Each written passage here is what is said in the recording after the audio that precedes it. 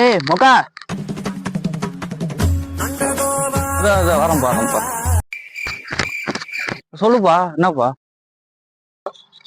இந்தா 15 ரூபா இப்படி ஒரு ஃபில்டர் சிகரெட் ஒண்ணு ஒரு தீப்பெட்டி ஒண்ணு பேங்க் காசு என்னன்னா வாங்கிக்க சரிப்பா 5 நிமிஷத்துல வா ஓடி ஓடி ஓட் பண்ணிடாத ஓடி.